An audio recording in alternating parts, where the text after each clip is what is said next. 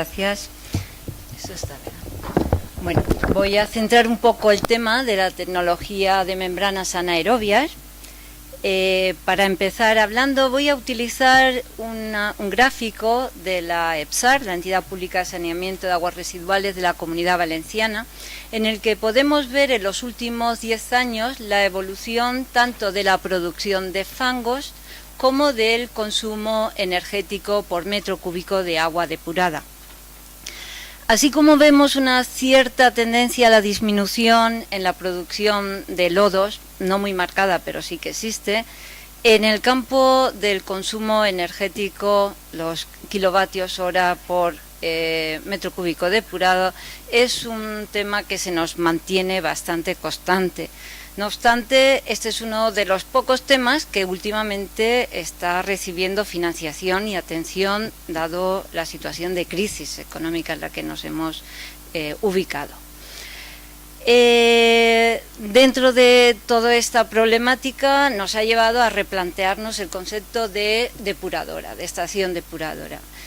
Hasta no hace mucho una depuradora era pues un proceso industrial, evidentemente, pero que acogía cualquier tipo de tecnología siempre y cuando nos permitiera alcanzar unos límites de vertidos adecuados, independientemente de la sostenibilidad del tratamiento o de la tecnología utilizada.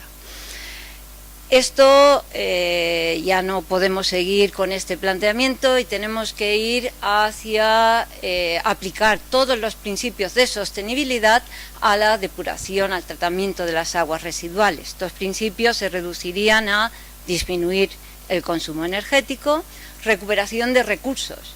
En primer lugar, la propia agua, pero también la energía presente en la materia orgánica y también, y muy importante, nutrientes. El caso del fósforo es extremadamente importante, todos sabéis que es un nutriente, un recurso no renovable, cuyo nivel actual de explotación, de utilización a medio plazo, ya ahí lo tenemos, no vamos a poder mantener, y cuyo vertido a los medios acuáticos nos está provocando grandes problemas.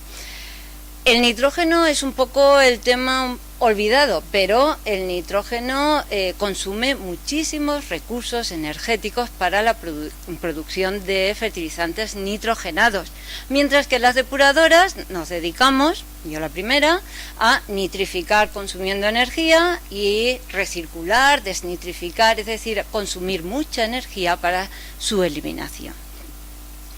También tenemos el problema de las emisiones de gases de efecto invernadero, lo estamos viendo continuamente, el cambio climático, y creo que desde la depuración también tenemos que plantearnos esa disminución de las emisiones.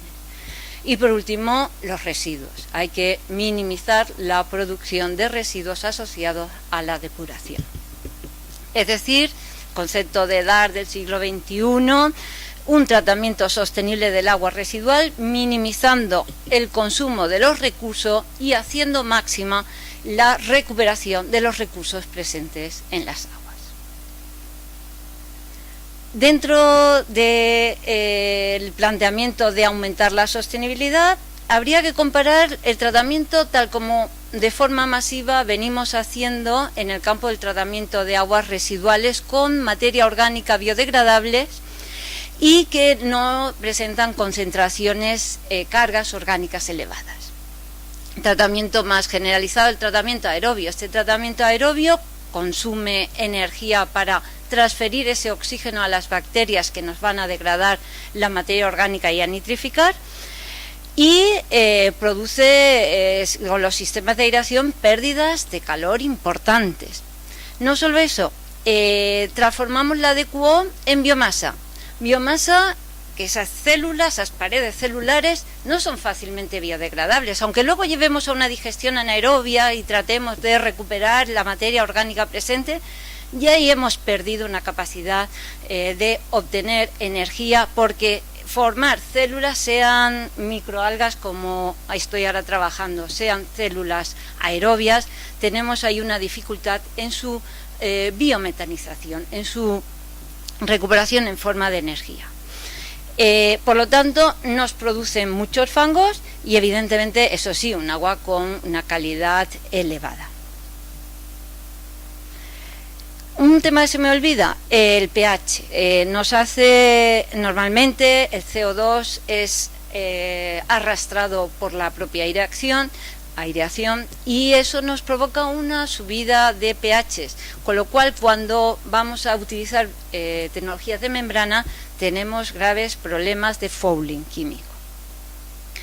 Además, la materia orgánica es transformada en biomasa y CO2. Y esto nos aporta una gran huella de carbono, una huella de carbono significativa. Mientras que la otra alternativa, el tratamiento anaerobio, pues genera cantidades de biomasa mucho menores. El rendimiento celular por kilo de cubo eliminado es mucho menor en el caso de procesos anaerobios. No necesitamos energía para la aireación. Y no tengo pérdidas de calor y me produce un biogás que puedo utilizar para producir energía calorífica o energía eléctrica.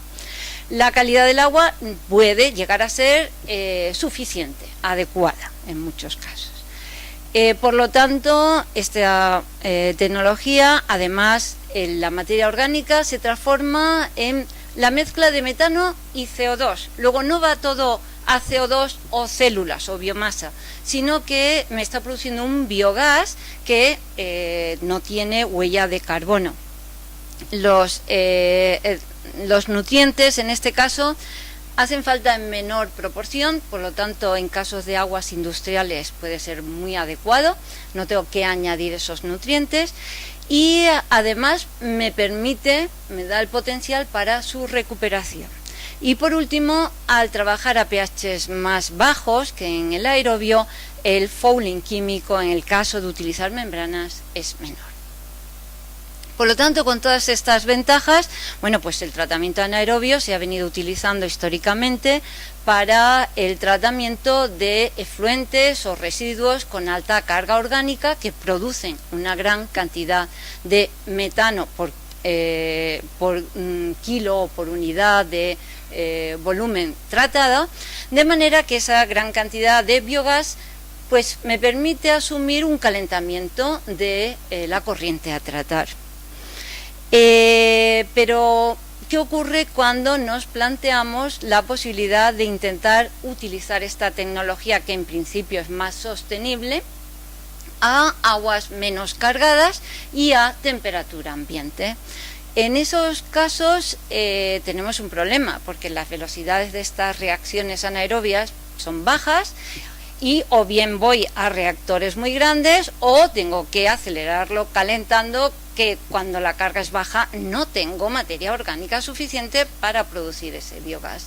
Entonces se planteó la posibilidad de combinar el proceso anaerobio con membranas. Si yo combino el proceso anaerobio con membranas, puedo llegar a retener la biomasa dentro del reactor, de manera que desacoplo el tiempo de retención celular de los sólidos y el tiempo de retención hidráulico. Por lo tanto, tengo las ventajas de los procesos anaerobios: menos consumo energético, menos producción de fangos.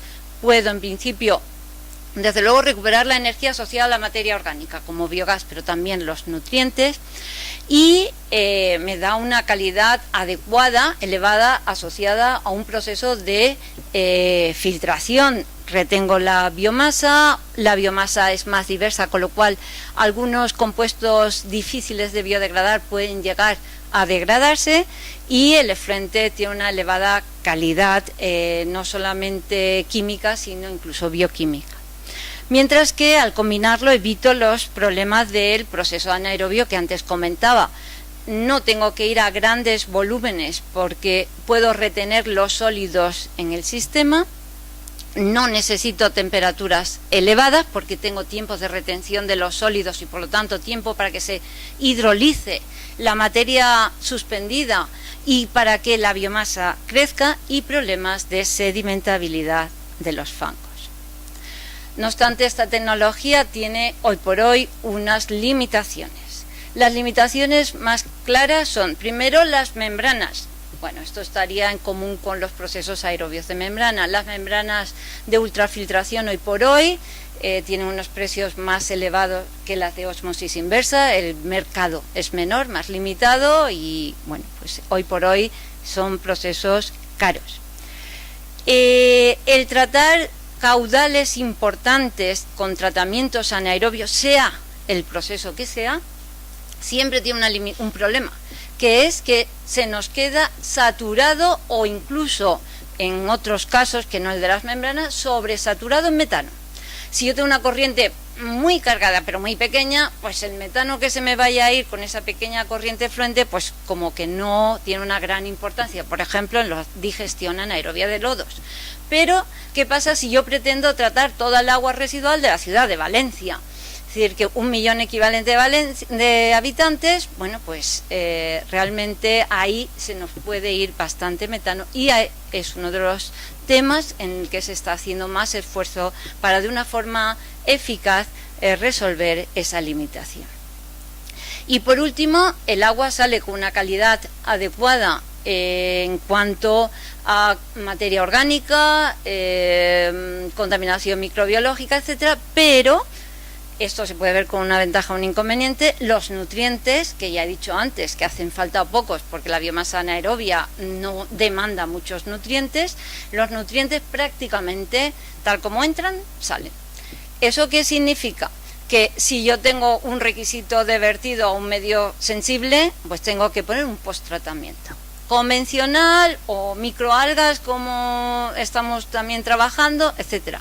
Ahora bien, una alternativa que, por ejemplo, en la Comunidad Valenciana estamos bastante experimentados, es su uso agrícola. Es decir, que la calidad del agua puede suponer una gran ventaja, la presencia de esos nutrientes, si va a ser reutilizada para la agricultura. Ejemplos de esquemas de proceso bajo esta denominación de bioreactor de membrana anaerobia se acogen, es un paraguas que acoge distintos esquemas de procesos. Por ejemplo, veréis ejemplos en bibliografía de sistemas USB a los cuales se les ha añadido una post-etapa, un post-tratamiento con una membrana y se recircula la biomasa que es retenida. De esta manera se aumenta la eficacia de este tipo de sistemas, pero necesitamos que la biomasa sea granular, es decir, tenga unas características especiales.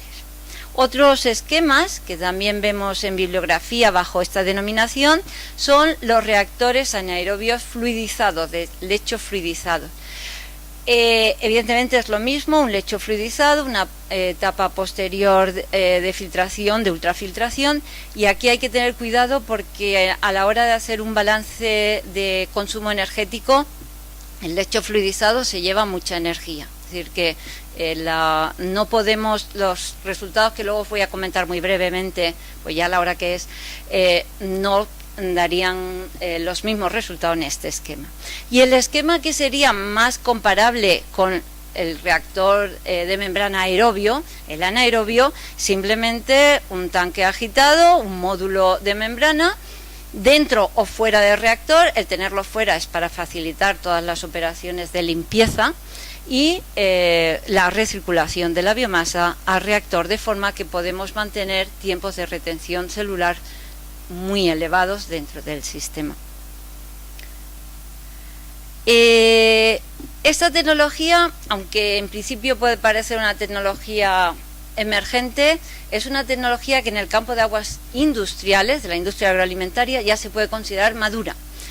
Tenemos, por ejemplo, plantas en Inglaterra, en una industria de productos lácteos, del grupo construida por el grupo Veolia Pentair, en la cual tienen la combinación, es así, de reactor anaerobio y membrana de ultrafiltración con resultados muy buenos en cuanto a eliminación de materia orgánica. La empresa FCC Aqualia pues viene trabajando también en la aplicación de esta tecnología mediante estudios a escala de proyecto piloto demostración para también la industria agroalimentaria, industria de fabricación de congelados industriales y también de snacks, etcétera, trabajando con la combinación de reactor anaerobio y membranas cerámica tipo crossflow. Bien, y luego la empresa ADI es una empresa canadiense que es líder mundial en la instalación de procesos. Estos son los convencionales, los clásicos de reactor anaerobio y su proceso de membrana para la industria agroalimentaria, pero gran número de plantas ya construidas con eliminaciones, como podéis ver, en torno al 99% de materia orgánica. Bien, el Grupo Calagua, que dirijo junto con el profesor José Ferrer Polo de la Universidad Politécnica de Valencia, pues ya hace muchos años, 8 o 9 años, nos planteamos la posibilidad de desarrollar la tecnología para aplicarla a todo tipo de aguas. No nos limitamos, como ahora muchas veces nos identifican, aguas urbanas, no. Aguas urbanas es el caso más difícil. Si lo logramos demostrar la viabilidad técnica y económica para aguas urbanas y con un montón de sulfatos, como es el caso de las aguas de Valencia, ya tenemos el camino hecho para que nos den cualquier tipo de agua. Evidentemente, luego el agua urbana tiene una ventaja, y es que tenemos agua todos los meses, que luego vamos a la industria agroalimentaria y nos dicen, sí, pero julio y agosto no te voy a dar agua. Entonces ya ahí tenemos unos límites que son unas desventajas. Pero bueno, entonces, con fondos de un proyecto del Plan Nacional, se construyó, se diseñó y se puso en marcha y se resolvió miles de problemas tecnológicos de una planta piloto o escala de demostración. Esta planta trabaja con un caudal de 1.200 litros hora y un flujo a través de la membrana de máximo de 20 LMH. Bien, las membranas que elegimos fueron unas membranas de fibra hueca, concretamente Purón de Koch Membrane, y los módulos son módulos lo más pequeño pero industrial que nos pudieron servir, de 30 metros cuadrados cada módulo, de forma que lo que... Ya te voy a... Uf. Bien, los resultados nos permitieron ver la viabilidad. Este proceso nos permitía obtener aguas con calidad de fluente con DQOs en torno a 30-35 de DQO. Ojo, esa es la DQO si yo le quito la de los sulfuros que pueda haber y si le quito el metano. Si yo mido la DQO tal como sale, el valor evidentemente no es ese, pero DQO residual, materia orgánica, estamos hablando en valores suficientes para cumplir cualquier requisito. Se ha hecho estudios exhaustivos de consumos energéticos, análisis de ciclo de vida, distintas combinaciones, etcétera. Nosotros lo que hemos comprobado son consumos bajísimos y hemos estudiado distintos escenarios, evidentemente.